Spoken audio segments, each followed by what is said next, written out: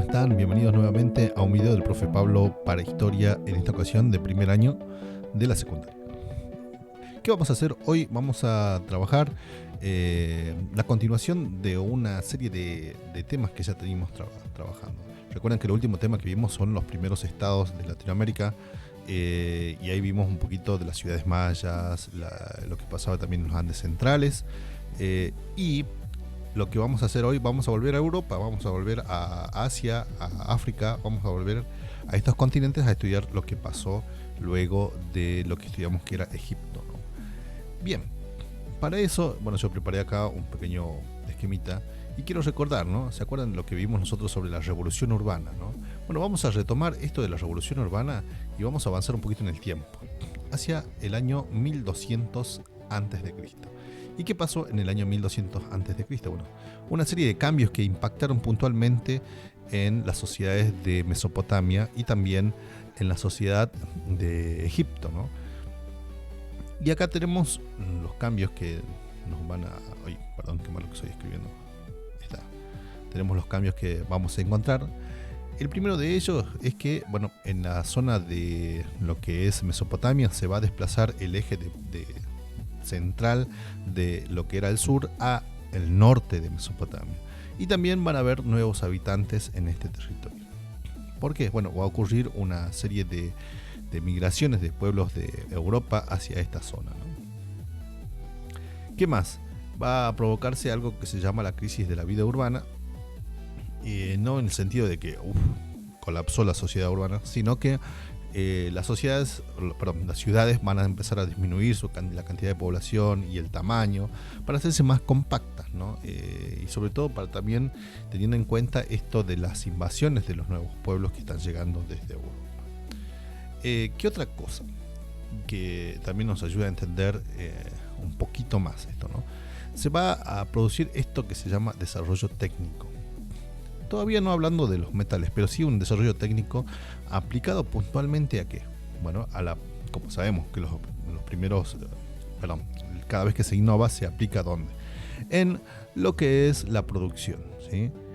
La producción agrícola, la producción ganadera. Pero también estos desarrollos técnicos se van a aplicar sobre todo al tema del transporte, ¿no? La difusión de los carros de guerra tirados por caballos, también el modo de combatir, y la domesticación del caballo, que va a ser esencial en este periodo. ¿Qué más? Lo último, nuevos estados regionales. Y la característica de estos nuevos estados regionales es que van a ser compactos. Ya no van a ser el camión grandote que tenía mucha población, mucho armamento, sino que van a ser más compactos, dedicados no tanto a la expansión militar, sino también al desarrollo comercial y al desarrollo económico, que va a ser su fuerte, ¿no? Y de ahí tenemos y bueno, yo les muestro este mapita para que nos podamos ubicar, ¿sí? Y podamos entender puntualmente dónde estamos. Nosotros nos vamos a ubicar, a ver si puedo con mi mapita, en esta región. Los pueblos indoeuropeos van a bajar de esta región, de la península balcánica, y se van a expandir. Pero nosotros vamos a tomar, esos pueblos indoeuropeos van a avanzar en el territorio y van a desplazar a algunos otros pueblos, quitándoles territorio, ¿no?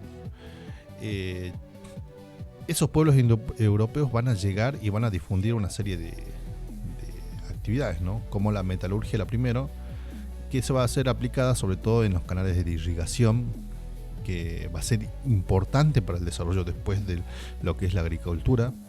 Y también estos pueblos van a conseguir, que se modifique en cierta medida la organización de los estados, sobre todo por el tema de la amenaza de las invasiones, y provocar que surjan nuevos estados, pero no estados grandes, como decíamos, sino estados más pequeños. Cada uno reunía a un pueblo y compartía un origen parental, por así decirlo, ¿no? Una lengua y una religión. Bueno, es el caso de los dos que vamos a ver en este tiempo, que es por un lado los fenicios y por otro lado los hebreos. Bueno, a la par de estos también se van a surgir, pero en otros lugares, pueblos que van a desarrollar imperios de tipo universal. Y aquí es donde nosotros vamos a detenernos. No vamos a estudiar los pueblos, estos imperios, sino que vamos a estudiar los pequeños pueblos, como decimos, los pequeños estados. Para eso, bueno, vamos a tener en cuenta el primero de todos. Perdón. El primero de todos, ¿que cuál va a ser? Bueno, van a ser los fenicios. Muy bien. Una característica de los fenicios que quiero mostrarles, ¿no? Acá. Una frase que dice de Platón, que me pareció muy interesante la imagen, que el todo puede estar bien, al menos, o sea, el todo no va a estar bien, al menos que las partes estén bien. Y es interesante ver cómo los fenicios, ellos, adaptándose a una condición de media hostil, el ambiente que tenían por un lado el mar y por otro lado las montañas, y ellos quedan al medio, y eso les imposibilita desarrollar una actividad agrícola productiva muy fuerte, como pasaba con los egipcios, por ejemplo, o con los habitantes de Mesopotamia. Y ellos, al verse de esa manera, van a empezar a impulsar otra actividad, que también es una actividad importante, que es la actividad comercial. Y lo van a hacer a través del mar. Van a empezar a desarrollar todo un sistema de navegación que los va a llevar a controlar casi un tercio del que es el mar Mediterráneo. Y van a construir barcos, y esos barcos van a ser importantes para el desarrollo comercial, porque a través de ellos es lo que van a realizar el comercio. ¿Y en qué consistía el comercio? Bueno, en adquirir mercancías o materias primas de otros lugares y transportarlas a otros lugares donde no había, y agregarle un valor. Bueno, por el transporte, ¿no? ¿Qué vamos a entender de eso? ¿Cómo se organizaban económicamente? Bueno, económicamente ellos van a lograr su autonomía recién hacia el 1200, porque anteriormente van a depender de los grandes imperios como el imperio hitita o los egipcios.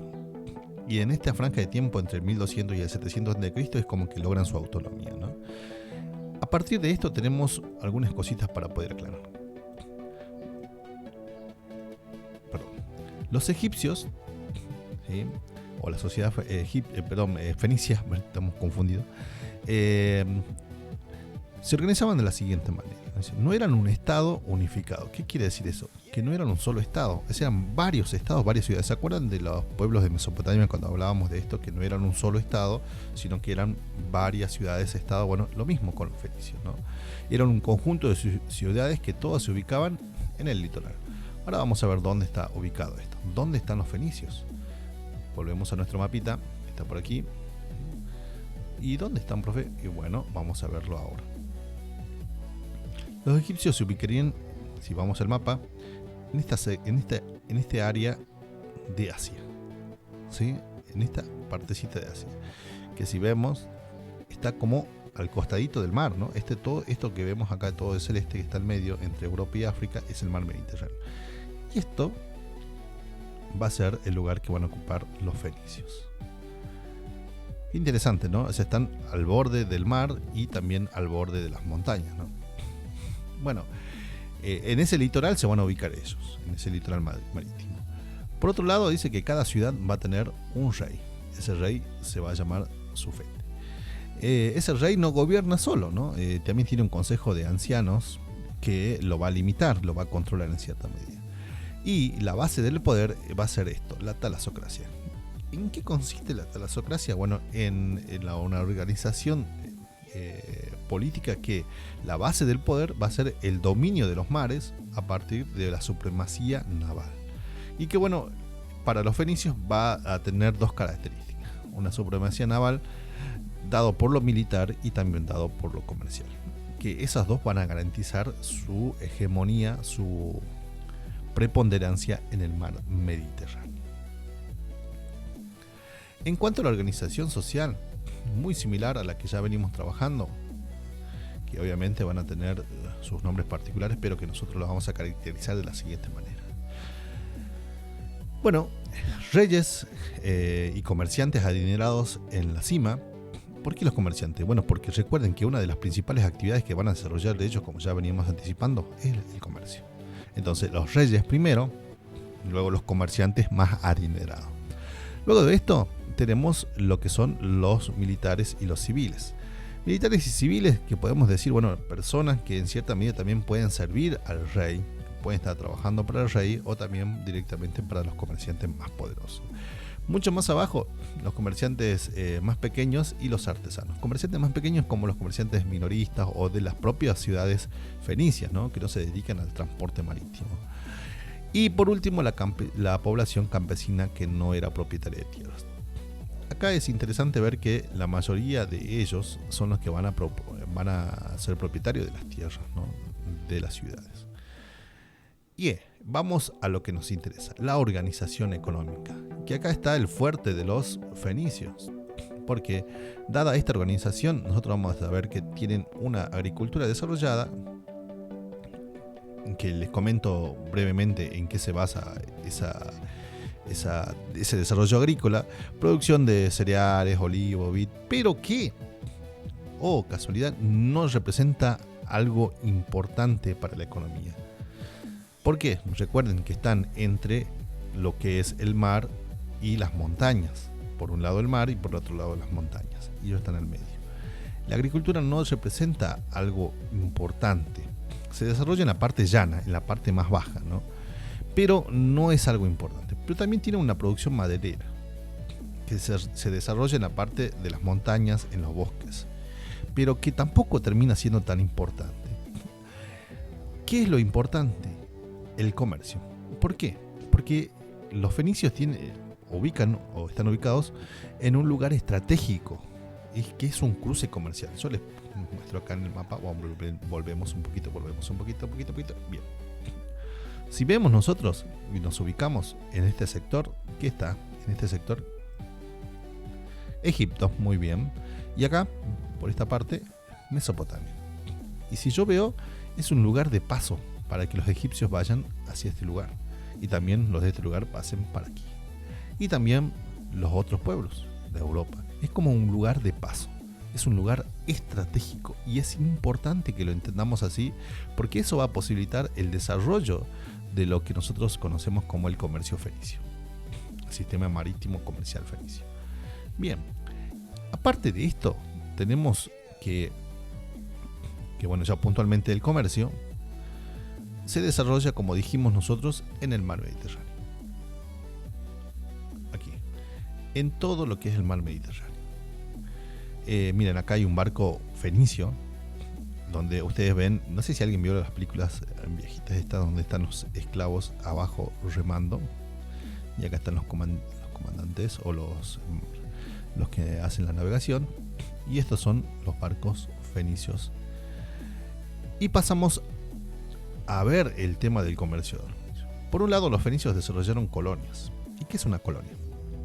Bueno, a lo largo del mar Mediterráneo, ellos van a dejar como población para poder controlar más de cerca ese lugar. Pero esas colonias, en la medida que vayan pasando el tiempo, se van a independizar. ¿Sí? Estas colonias en un comienzo van a depender de la metrópoli, que son las ciudades fenicias, ¿no? Pero con el tiempo ellos se van a independizar y van a lograr su autonomía. Por otro lado, también van a implantar factorías. Y las factorías no son colonias, ¿no? Eso hay que diferenciar. Las factorías son como una especie de almacenes o puertos de pasada, como postas, donde pueden desembarcar y guardar cosas o recoger cosas los barcos.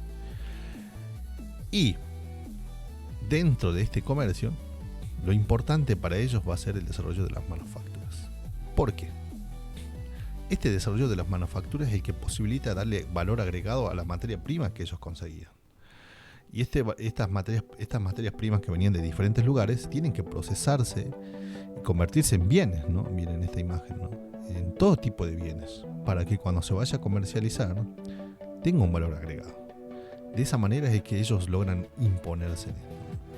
Pero también producto del comercio que ellos practican, se va a producir esto, ¿no? Un intercambio cultural muy grande. ¿Por qué? Porque van a comerciar no solamente con los países, con pueblos de África, pueblos de Asia, pueblos de Europa.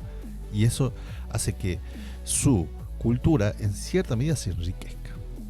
Y los principales afectados van a ser la arquitectura, el arte y la escritura. La base de su religión va a ser politeísta. Uno de los principales dioses de ellos se va a llamar Baal, como dice acá. ¿Sí? Y ya más o menos les suena el nombre Baal. Cuando lo vayan a ver en el texto, capaz que se puedan sorprender. Tiene una formita muy extraña, ¿no? Si lo quieren buscar en una imagen. Esto es lo que nosotros debemos conocer o debemos trabajar de forma sintética con los fenicios y con lo que es la edad de los metales. Bueno, chicos, espero que les sirva, espero que puedan trabajar con este tema, y nos estamos viendo la próxima clase en lo que es la clase del profe Pablo para historia de primer año. Muchas gracias por prestar atención, y bueno, si pueden se suscriben, si pueden también comentan, comparten, y bueno, vamos creciendo de a poquito. Nos vemos, chicos. Chau, chau. Chau, chau, chau, chau.